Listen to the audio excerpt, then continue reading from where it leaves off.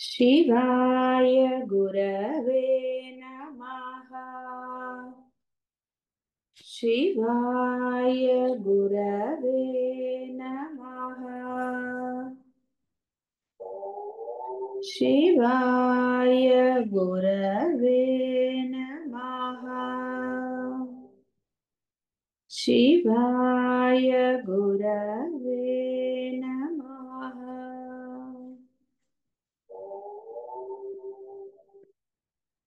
ఎవరైనా కాలమే సుఖ దుఃఖాలకు కారణం అని అన్నట్లయితే కాలంతో ఆత్మకేమిటి బంధం? ఆత్మ అసలు నిర్వికారము సాక్షి అన్నారు. సాక్షికి ఆత్మతో ఎలా ఉంటుంది? ఆత్మ కాలానికి అభిన్నమైనది. అగ్ని తనను తాను దహించలేదు, మంచు తనను తాను గడ్డగట్టించలేదు. సుఖ దుఃఖాల వంటి వ్యతిరేక ద్వంద్వములు ఆత్మలో లేనందున ఎవరిపై ఎవరికి కోపం? ఉన్నదే ఆత్మ. కాబట్టి ఆత్మ ఆత్మ వేరు కాలం వేరు అనడానికి కూడా లేదు. అసలు ఏదైనా ఇది అది అని ఎలా నిర్ణయిస్తారు? ఉన్నది పరబ్రహ్మమే అంటుంటే అంటే ఉన్నది ఆత్మనే. ఉన్నది ఆత్మే అయినప్పుడు ఇంకా వేరుగా ఏంటున్నది? కాబట్టి కాలం వల్ల అది ఇదని అంటే నశించే వాటికి దేహ పరిమితి, అంటే ఈ దేహానికి ఉన్నది కాబట్టి వాటికి కాల పరిమితి. ఆత్మ సదా ఉన్నది. సదా ఉన్న వాటికి కాలంతో ఏం పని? జ్ఞానికి కాలభేదం లేదన్నారు. అంటే పగలు రాత్రి అంటూ ఏమీ లేదు. కాబట్టి జ్ఞాని ఆత్మ ఇవన్నీ వేరే కాదు. కాబట్టి కాలం యొక్క విలువ తెలిసిన వాడు సద్వినియోగం చేసుకునేవాడికి ఈ కాలము ఆ కాలము అంటూ ఏం లేదు. అందుకనే సర్వకాల సర్వ అవస్థలను కూడా చెప్పేశారు. సర్వకాలం అని చెప్పారు కానీ ఈ కాలం అనే చెప్పారు.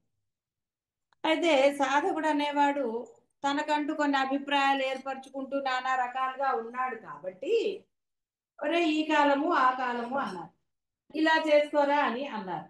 ఎందుకంటే వాడు ఈ కాలం నాకు కుదరదు ఆ కాలం కుదరదు అంటాడు. నాకు వ్యవహారాలు ఉన్నాయి, మరి ఆ వ్యవహారాలు నేను చెయ్యాలి కదా, కుటుంబము పోషణ ఎన్ని. అందుకని కాల నిర్ణయం అన్నారు. ఎన్ని కాల నిర్ణయాలు చేసినా ఏది చేసినా కాలానికి లోబడే ఉంటాడు, నశిస్తాడు కాబట్టి. అంటే ఇప్పుడు పగలు రాత్రి అనుకున్న వాడికి కొన్ని పనులు, పగలేమిటి రాత్రి ఏమిటి పని అయిపోవాలనుకున్న వాడికి ఇప్పుడు అదే కదా. సాఫ్ట్వేర్ల వాళ్ళందరూ కూడా చేసుకునే పనులు అవే. పగలేమిటి రాత్రి ఏమిటి వాడికి అయిపోవాలి కాబట్టి వాడు అలా చేస్తాడు. ఈ విధంగా కాలానికి అంటే కాలం విలువ తెలిసిన వాడికి ఒక రకం, విలువ తెలియని వాడు చివరి వరకు కూర్చుంటాడు. అంటే ఆ సమయం వచ్చాక చూసుకుందాలే అనుకుంటాడు. నిజంగా కాలం విలువ తెలిసిన వాడు అప్పటి వరకు కూర్చోడు. ఎప్పుడైతే ఆ ఇది ఉంటుందో అప్పుడు ఆ పని చేసేస్తాడు, డౌట్ లేకుండా చేసేస్తాడు. ఎందుకంటే కాలం అనేది ఆ కాలానికి నువ్వు ఉంటావో లేదో, కాలం ఎప్పుడూ ఉంటుంది. ఆత్మ అభిన్నం అన్నారు, అందుకే ఆత్మకాలము అభిన్నం, అందులో ఏం సందేహం లేదు. కానీ ఆ కాలానికి నువ్వు ఉండాలి కదా. ఎన్నో చూస్తున్నాం, ఏదేదో అనుకుంటారు, అప్పుడు చేద్దాము ఇప్పుడు చేద్దాము అని అనుకుంటారు, కరెక్టే. కానీ నువ్వు ఉంటావా? గ్యారంటీ ఎక్కడుంది? కాబట్టి నువ్వు అనుకున్న పని అప్పుడు చేసేయాలి. అనుకున్న పని అంటే నా ఉద్దేశం ఏదో ప్లానింగ్ అలా అని కాదు, అది ఆ పని అయిపోవాలి. అయిపోయింది అనుకోండి, అయితే ఇక్కడ మళ్ళీ ఇంకోటి కూడా మన సుపైరు లాగా నీ చేత చేయించబడే, నువ్వు పోస్ట్ పోన్ చేసావు అక్కడ గుర్తుపెట్టుకోవాలి. నీకు ఈ పని నిర్దేశించబడింది, నిన్ను చేయమన్నా, కానీ నువ్వేం చేస్తున్నావు? ఇప్పుడు కాదు తర్వాత అన్నావు. ఆ చివరి మూమెంట్ వరకు ఉంటారు కొంతమంది. అయితే అప్పుడు అవుతాయా అవ్వవా అవన్నీ ఎంత లోపల వాడికి టెన్షనే ఉంటుంది, కంగారు ఉంటుంది. ఒక్కొక్కసారి అది సక్సెస్ అవుతుంది, ఒక్కొక్కసారి కాకపోవచ్చు. దేనికి? అదే చివరి మూమెంట్ వరకు కూర్చోకుండా నీకు అది నిర్దేశించబడింది, నువ్వు ఆ పని చేసేసావు, పని అయిపోయింది కదా, చివరి కాలం వరకు కూర్చోక్కర్లేదు. అసలు ఆ కాలం వరకు నువ్వు ఉంటావని గ్యారంటీ నీకు ఇచ్చాడు ఎవడైనా? ఎప్పుడూ ఇవ్వలేదు. ఇవ్వను అప్పుడు ఇవ్వలేదు అన్నప్పుడు నువ్వు ఎలాగ దాన్ని ఇచ్చేయవు. ఇలా రకరకాలుగా ఉంటుంది. కాబట్టి ఆత్మ అభిన్నం అన్నారు. ఆత్మకి కాలంతో ఏమీ పనిలేదు. దేనికంటే కాలంతో పని పనిలేదు. నీ పని నువ్వు చేసుకో. మరి పరమాత్మ నువ్వు పెరగటం ఆపేశాడండి. నువ్వు లెక్క పెట్టుకుంటున్నావు రోజులు. ఈ రోజులు ఆ రోజులు, నాకు సంవత్సరం అయింది, నాకు 50 ఏళ్ళు 60 ఏళ్ళు అని నువ్వు అన్నావు. పరమాత్మ ఏం చెప్పలేదు. కాలానుగుణంగా అన్నట్టుగా ఆ కాలం వెళుతూనే ఉంది. కాలానికి అనుగుణంగా నీకు మార్పులు తెస్తూనే ఉన్నాడు. నీకు 50 ఏళ్ళ 60 ఏళ్ళ 70 ఏళ్ళ అనేది నువ్వు పెట్టుకున్నావు. ఆయన ఏం పెట్టలేదు. నీకు 50 ఏళ్ళకి ఇలా అవుతుంది, 60 ఏళ్ళకి అలా అవుతుంది అలా అని ఆయన ఏం చెప్పలేదు. కొంతమందికి 40 ఏళ్ళు కావచ్చు, 50 ఏళ్ళు, రకరకాల.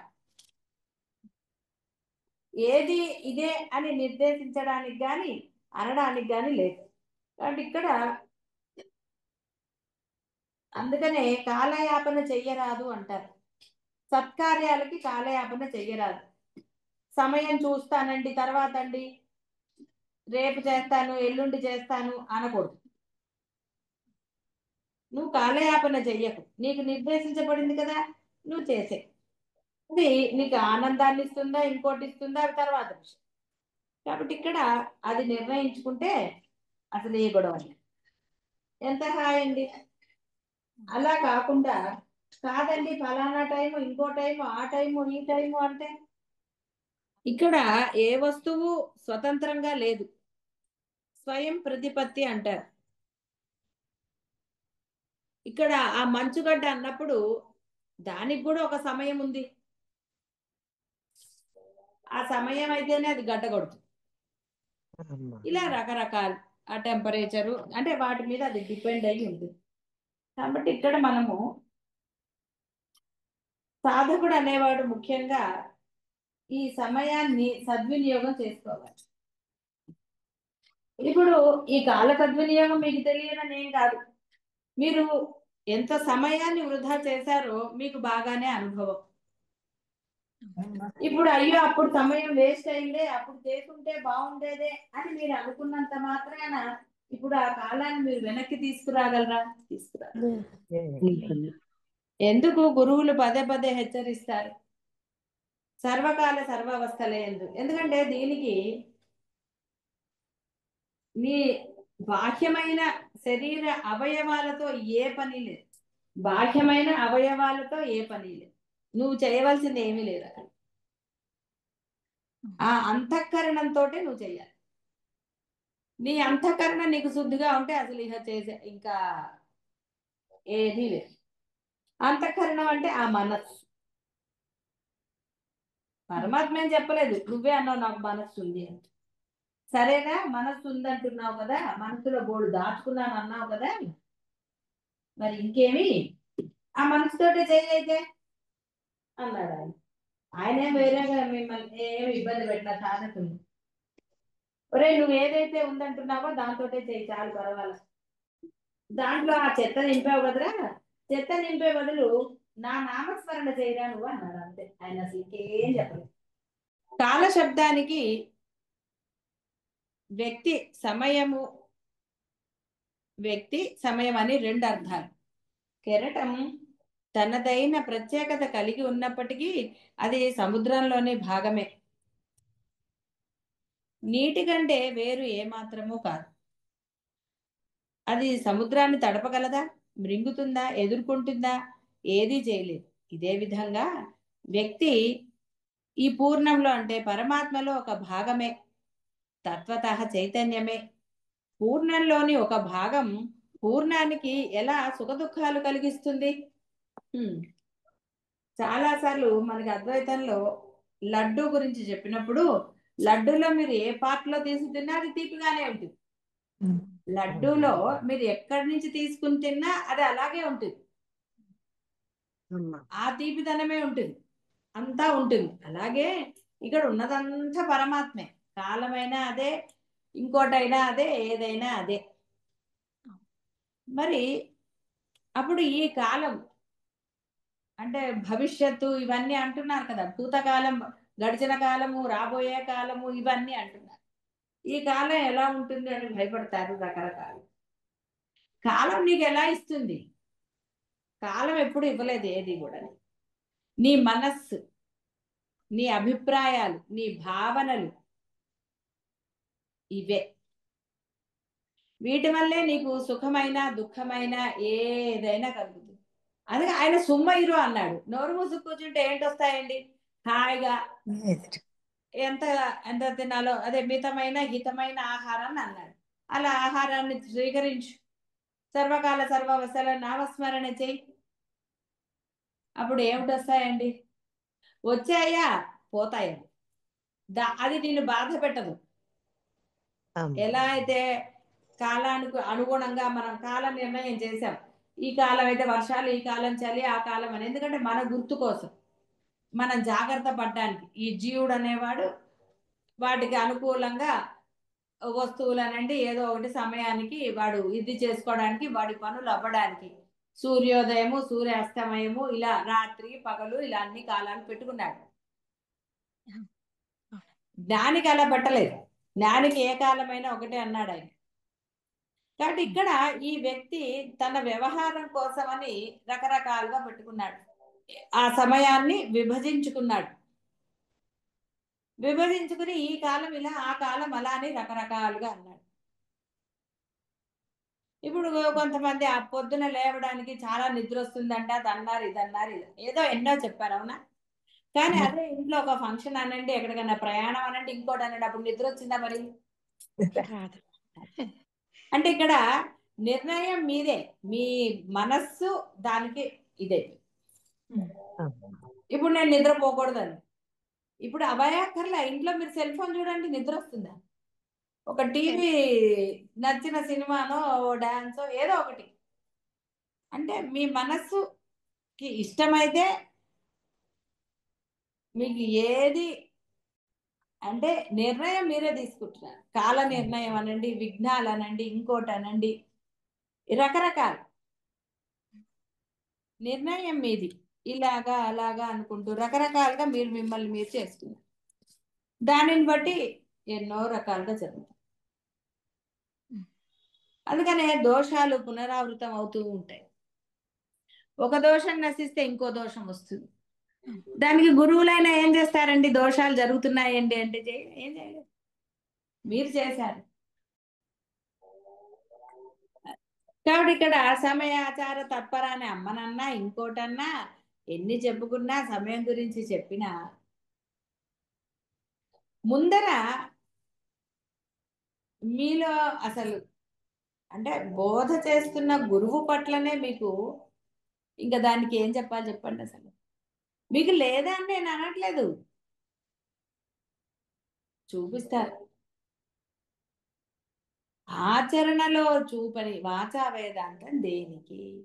ఎప్పుడు సాధన చేయమన్నారు? బ్రహ్మ ముహూర్తంలో చేస్తే నీకు ఫలితం రా, అప్పుడు చేయాలరా అన్నారు. ఇలా అన్నిటికీ శాస్త్రంలో ఉంది. నువ్వు సంధ్యావందనం ఎప్పుడు చేయాలి, దేవత అర్చన ఎప్పుడు చేయాలి, ఇవన్నీ ఉన్నాయి. ఎవరికి కొంత వెసులుబాటు ఇచ్చారు? ఒంట్లో బాలేని వాడికి, అశక్తుడికి, 60-70 ఏళ్ళు వచ్చేసి, 60 ఏళ్ళు కూడా కాదు, అంటే మీకు వయస్సు వచ్చినా ఓపిక ఉంది, శక్తి ఉంది, అన్నిటికీ ఉండి అన్నిటికీ ఉంటుంది. పూజాగనికి మటుకు సమయం లేదంటారు చూడండి కొంతమంది. దానికి చెప్తున్నా, నువ్వు ఆ సమయంలో చేస్తే దానివల్ల నీకు ఏదన్నా ఉపయోగం, వచ్చే జన్మైనా కాస్త మంచి జన్మ వస్తుంది. కాస్త నాకు ఇష్టమైన కొన్ని శాస్త్రమే, కొన్ని నా ఇష్టము, కొన్ని ఇలాగా అలాగని పెట్టుకుంటారు. కాబట్టి వాడిలో ఏ పరివర్తన కాదంటే వాడిలో ఆ ఆధ్యాత్మిక అనండి, అద్వైతం అనండి, ఇంకోటి ఉన్నతి ఎలా జరుగుతుంది? ఆచరణ ఉండాలి. లేవగానే మొహం కడుక్కోవటం అనండి, టీలు తాగటం అనండి, కాఫీలు తాగటం అనండి, మరి అవి ఎలా చేస్తున్నావు నువ్వు? వాటిల్లో ఎక్కడా ఇది రాదే. మరి దేవతా అర్చన పట్ల ఎందుకు వస్తారు? ఒక ఆచరణ, అద్వైత ఆచరణ పట్ల దేనికి వస్తారు? అందుకని ఎప్పుడు విఘ్నాలే. ఎందుకంటే దీక్షలోనే దీక్ష లేదు. దీక్ష తీసుకుంటున్నాను అన్న మాటలో దీక్ష లేదు, అనుమానంగానో ఇంకో దానిగానో ఆ యొక్క ఇది జరుగుతుంది. అందుకని ఎప్పుడు విఘ్నాలే. అంటే ఎంత సూక్ష్మంగా కూడా ఆచరణ లోపాలు జరుగుతున్నాయి. అత్యంత సులభమైన ఇవన్నీ ఆచరణలు. కాబట్టి పూర్ణంలో పరమాత్మలో ఒక భాగమే ఏదైనా సరే, మనుషులైనా జంతువులైనా పశువులైనా ఏదైనా వస్తువులైనా సరే. కాబట్టి తత్వత చైతన్యమే పూర్ణంలోని ఒక భాగం పూర్ణానికి ఎలా సుఖదుఖాలు కలిగించగలదు? అనంతమైన దానిలో ఎవరైనా కలపటం తీయటం ఎలా చేస్తారు? కాబట్టి ఏదో మీరు బ్రహ్మం అయితే ఆ బ్రహ్మము లావవుతాడు అలాంటివన్నీ ఏమీ లేవు. ఎప్పుడోనే చెప్పుకున్నా, ఏనుగులో అయినా సరే పరమాత్మ ఆ యొక్క లింగ రూపంలో, అంటే ఆ యొక్క చిన్న సూక్ష్మ రూపంలోనే ఉంటాడు. అందరిలో కూడా అంతే ఉంటాడు. చీమలో కూడా అలాగే ఉంటాడు. చీమలో సగము సాహభాగం 1/4 అలా లేవు. చీమలో ఎలా ఎంతలో ఉన్నాడో ఏనుగులో కూడా అదే పరిమాణంలో ఉన్నాడు. ఆయన అత్యంత శక్తిమంతుడు. అణుబాంబు ఎంతటి విస్ఫోటం కలిగిస్తుందో విన్నారు, చూడకపోవచ్చు. అలాగే ఈ పరమాత్మ కూడా అంతే సూక్ష్మాతి సూక్ష్మమైనడు, సూక్ష్మతమము. ఎందుకంటే ఉన్నది అదే, మళ్ళీ విడిగా ఏమిటండి? నువ్వు గుర్తించకపోయినంత మాత్రాన అక్కడ లేదు అనడానికే లేదు. కాబట్టి ఇక్కడ నువ్వు గుర్తిస్తే నీవు ఉన్నతుడు అవుతావు, హాయిగా జన్మరాహిత్యాన్ని పొందుతావు. ఏం పర్వాలేదండి అంటే చెప్పాను కదా, నికృష్ట జన్మల్లో పూర్వజన్మ స్మృతి ఇస్తాట. పరమాత్మ కూడా చమత్కారండి, ఆయనవన్నీ లీలలు ఆటలు. ఆయన ఆయన ఆడుకుంటాడు. ఒక్క మనుష్య జన్మలోనే ఇవ్వట. ఏదో వీడు కష్టపడుతూ ఉంటాడు, నాడి జ్యోతిషం అంటాడు, ఇంకోటి అంటాడు, ఇంకోటి అంటాడు.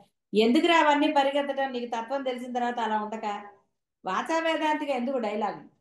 ఆ నికృష్ట జన్మలు తెచ్చుకోవటం ఎందుకు? అనుభవించి అప్పుడు ఏడ్చినా అంతే. అందుకే మనకి పురాణాల్లో కాదు శాస్త్రాల్లో కూడా ఈ యొక్క పక్షి కూతలకి అర్థాలు చెప్తారు. అరే నేను ఇంత కర్మ చేశాను రా, అందుకని ఇప్పుడు ఏడుస్తున్నాను, నువ్వు అలా చెయ్యకురా అంటాయిట. ఇలా రకరకాలు. కుక్కది కూడా అలా చెప్తారు. ఇప్పుడు విశ్వాసం చూపిస్తున్నాను, ఈ విశ్వాసం నేను మనిషిగా ఉన్నప్పుడు చూపించుంటే నాకు మంచి చేసిన వారి పట్ల, నా వారి పట్ల గాని అలా ఆ విశ్వాసం లేక ఇప్పుడు నేను ఈ కుక్క జన్మ ఎత్తాను అని అది అరుస్తుంది బాబు. అందుకని అప్పుడు విశ్వాసం చూపిస్తుంది. అయ్యో నేను మనుష్య జన్మలో చూపించలేకపోయాను అని అలా అలా ఎన్నోటిగా ఉంటాయి. మనకు అవన్నీ తెలియవు కదా. ఇలా రకరకాల. ఇది ఏది అబద్ధం అనడానికి ఏం లేదు అంటాడు వాడు, ఎందుకంటే వాడికి ఇష్టం లేదు కాబట్టి. నువ్వు నీకు ఇష్టం లేకపోయి అది అబద్ధం అన్నా ఇంకోటన్నా ఇంకోటైనా సత్యం సత్యమే. కాబట్టి నీలో ఆత్మ ఉంది లేదు అని నువ్వు ఒప్పుకున్నా ఒప్పుకోపోయినా ఉన్నది అదే. అందుకే అది సాక్షిగా ఉంది. దానికి ఏమి అలకలు కోపాలు తాపాలు లేవు. అది ఉంటే ఎవడైతే ఎలా ఉన్నాడో వాళ్ళలోంచి ఎప్పుడో పోయేది. దుర్మార్గులు అనేవాడే ఉండేవాడు కాదు ప్రపంచంలో. కాబట్టి ఇక్కడ పూర్ణంలో ఒక, అంటే ఏది కూడా ఒక వ్యక్తి కానివ్వండి, అంటే ఒక బంధం కానివ్వండి, ఇంకోటి కానీ మీకు దుఃఖాన్ని కలిగించదు. నీ అభిప్రాయము నీ భావమే అంతే. అనంతమైన దానిలో ఎలా కాలము వర్తమాన భూత భవిష్యత్తులుగా విభజింపబడింది. వర్తమాన కాలం ఆధారంగా కొంతకాలాన్ని భూతకాలం అని భవిష్యత్ కాలం అని అంటారు. భూతకాలం కూడా అంటే వర్తమాన ముందు జరిగేది. ఇప్పుడు 7 అయింది అనుకోండి, 7-5 భవిష్యత్ అనొచ్చు. కానీ ఆ 7-5 వచ్చేస్తుంది కదా, 7-5 వరకు కూడా అక్కర్లా, ఇంకొక సెకండ్ వర్తమానం. ఆ సెకండ్ అయిపోగానే అది కూడా భూతకాలం అయిపోయింది, భవిష్యత్తు కాస్త భూతం. కాబట్టి ఏది మీరు నిర్ణయించగలరు? ఏది చేయి. నీ ఆయుష్ కూడా తగ్గుతుంది, అది కూడా గుర్తుపెట్టు. నువ్వు ఇక్కడ సమయం అబ్బాయి వాళ్ళు అయిపోయింది, రోజులు అయిపోతున్నాయి, సంవత్సరాలు అయిపోతున్నాయి అంటాడు వీడు. ఒరే నీ ఆయుష్ అయిపోతుందని గుర్తుపెట్టుకో. ఏమిటి నువ్వు సాధించావు? బాహ్యంలో ఏం సాధించావు? ఏదైనా ఏం సాధించావు? అవన్నీ పక్కన పెట్టి, అవన్నీ నశించేవి. ఎందుకంటే నువ్వు ఉద్యోగం చేసావు, రిటైర్ అయ్యావు, డబ్బులు సంపాదించావు, బ్యాంకులో పెట్టుకున్నావు, పెద్ద ఉపయోగం ఏమీ లేదు. అవసరానికి ఏదో వాడుకున్నావో వాడుకోలేదో అవన్నీ పెద్ద తలకై నొప్పులు అవన్నీ. కరెక్టే. కానీ నీకు ఇప్పుడు తెలియబడింది, తత్వం తెలియబడిన తర్వాత ఏమిటి నీది, ఏది నీ ఆచరణ? వాచా వేదాంతంగా నేను ఇన్ని గ్రంథాలు అన్ని గ్రంథాలు, లేదా గురువులు ఇన్ని ఉపదేశాలు చేశారు, అది చేశారు, ఇవన్నిటి వల్ల ఏమిటి ప్రయోజనం? భూతకాలం కూడా అనుభవంలోకి వచ్చినప్పుడు వర్తమానం, అలాగే భవిష్యత్తు కూడా మన అనుభవంలోకి వచ్చినప్పుడు వర్తమానమే. కాబట్టి భూత భవిష్యత్తుల సారాంశం వర్తమానమే. వర్తమానం సంవత్సరం, నెల, రోజులు, గంటలు, అసలు ఈ విధంగా విభజన మాయమై కేవలం సాక్షి అయిన ద్రష్ట మాత్రమే. ఇహ లెక్క పెట్టేవాడు లేడండి. ఏమైందంటే అప్పుడు ఆత్మే కదా ఉంది. నీకు సమయమే లేదు. నేను రాత్రికి చేస్తానంటే అన్నావండి, ఆ రాత్రికి నువ్వు ఉంటావా? ఎక్కడి నుంచి ఉంటావు? నువ్వు ఉండాలని ఆయన నిర్ణయించుకుంటే నువ్వు ఉంటావు. ఆయన నీకు లేదురా అంటే అన్నరండి, కంచం ముందర పెట్టుకుని ఎన్ని చూడలేదు మనం, ఎన్ని లేవు. తినే అన్నం మీద కూడా వాడికి ముద్ద నోట్లో పెట్టుకునే లోపల ప్రాణం పోయింది. అలా ఎన్ని ఉన్నాయండి, బొచ్చెడు ఉన్నాయి. ఒకటి రెండు ఏదో కాదు, ఏదోనండి అనడానికి లేదు. ఇలా ఎన్నో సాక్ష్యాలు ఉన్నాయి మీకు. అది అయ్యాక పోతానండి, ఇది అయ్యాక పోతానండి, ఏమిటి పోయేది? అలా ఎన్నో రీల్స్ చూస్తున్నప్పుడు అవి చూడండి, అప్పుడు తెలుస్తుంది. అలా ఎన్నో భయంకరమైనవి. అంటే నీ ఆయుష్, అంటే నీ కాలం, ఇక్కడ ఆయుష్ అని మనం ఒక వర్డ్ పెట్టుకున్నాం. మామూలుగా నీ కాలం ఎప్పుడు సమాప్తం అయిపోతుందో నీకు తెలియదురా. నువ్వు ఎన్ని జ్యోతిష్యం చూపించుకో, ఎంతమంది దగ్గరికి వెళ్ళి ఎక్కడికి వెళ్ళి, అవి నిజం అవుతాయి అవ్వవు అనేది తర్వాత విషయం. కానీ సెకండ్తో ఎవరు చెప్పరు. చాలా ఎంత ఉపాసనా బలం ఉన్నవాడైతే చెప్తారు. ఏం చేస్తావండి, పలానా సెకండ్లో పోతావంటే ఆ సెకండ్ ఎప్పుడు వస్తుందని ఎదురు చుట్టమే సరిపోతుంది. జేబుకి చెప్పే ఆవిడ అనలేదు, నాయన రేపొద్దు నువ్వు లేవక్కర్లేదు, నేను లేవాలి, పడుకోండి. మరి ఆవిడ లేవాలి కదా, పనులు ఉంటాయి, ఆయన లేవక్కర్లేదు, ఎందుకంటే ఆయన చనిపోతాడని డాక్టర్ చెప్పాడు. తర్వాత అక్కడ చచ్చిపోయాడా లేదా. కాబట్టి ఇక్కడ సమయము అనేది ఎంత వ్యర్థం చేస్తున్నారో గ్రహించుకోవాలి సాధకుడు, తత్వం తెలిసిన తర్వాత. కానీ ఆ ధ్యాసే లేదు. తర్వాత సాక్షి అయిన ద్రష్ట అంటే ఆత్మ మాత్రమే మిగులుతుంది. ఇంకా మిగలటానికి అక్కడ ఏంది, వేరే వాడు లేడు కదా, దేహం లేదు, ఉపాధి లేదు. ఉపాధి నీకు సహకరించినంతవరకు ఏదన్నా చేస్తా, ఉపాధి నీకు సహకరించకపోతే ఏమి చేయలేము.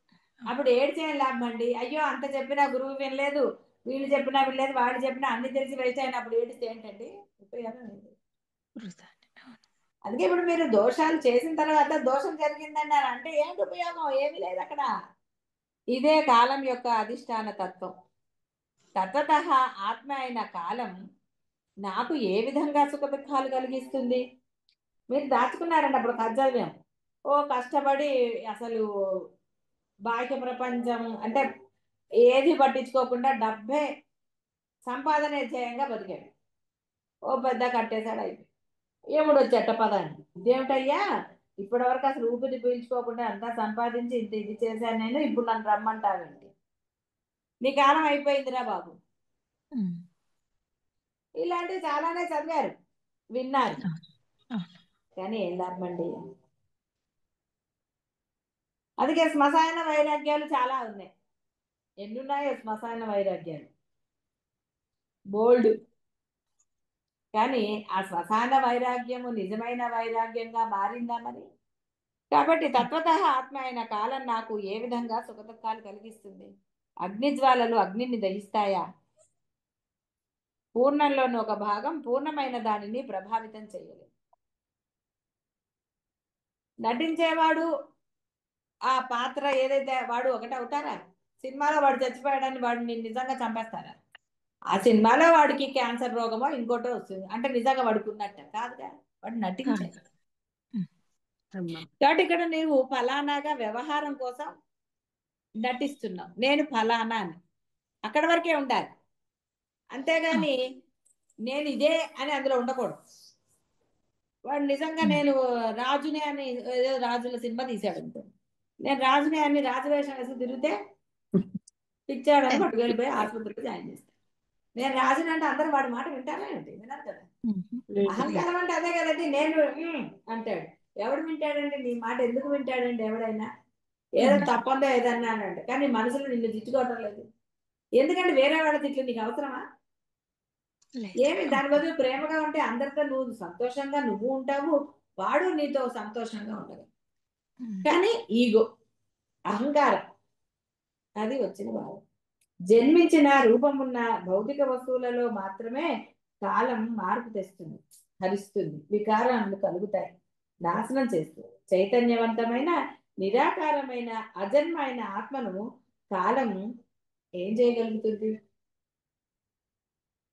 అందుకే కృష్ణ పరమాత్మ కూడా చెప్పాడు భగవద్గీతలోని, అగ్ని చేత దహించబడదు, ఆ కొడ్డలి చేత నరకబడదు, దేనికి ఏది చెయ్యలేరు, ఆత్మ నశించనిది, ఎల్లప్పుడూ ఉంటుంది. దానికి ఏదైనా ఉంటే కదండి, రూపం ఉంటే నువ్వు ఏదన్నా చెయ్యొచ్చు.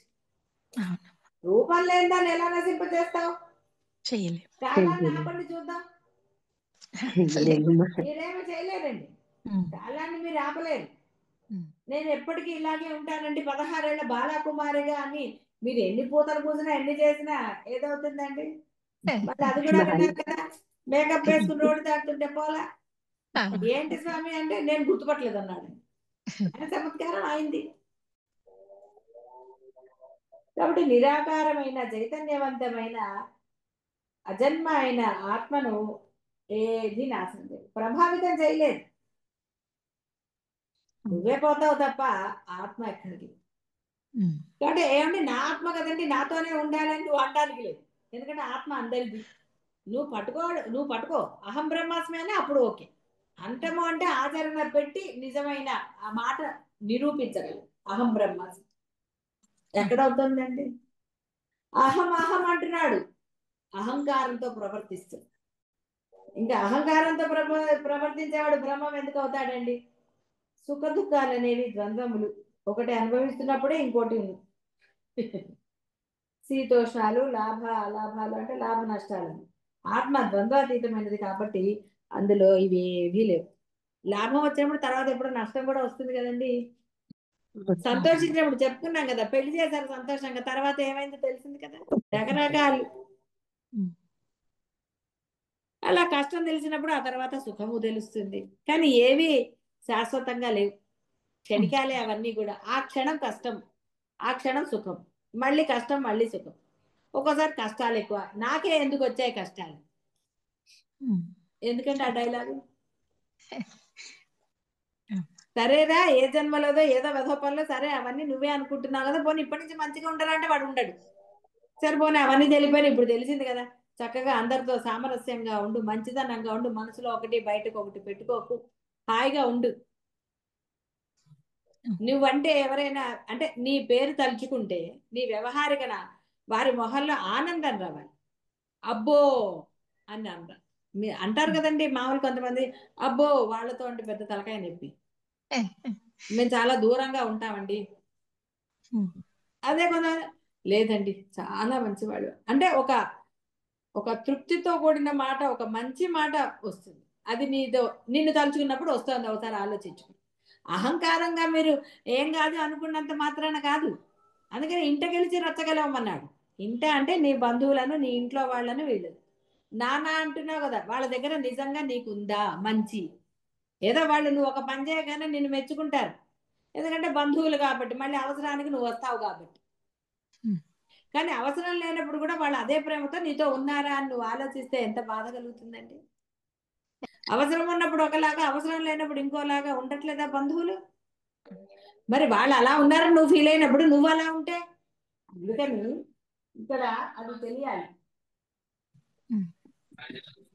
తెలిస్తే బాధ లేదు, భావం లేదు, బాధ లేదు, ఏది లేదు, అంతా పరమానందం. చాలండి, పూటకు ఒకటి చెప్పుకున్నాం కాబట్టి కాలం గురించి. కాబట్టి ఎంతమంది కాలాన్ని సద్వినియోగం చేస్తారో చూద్దాం. శుభం భూయాలు.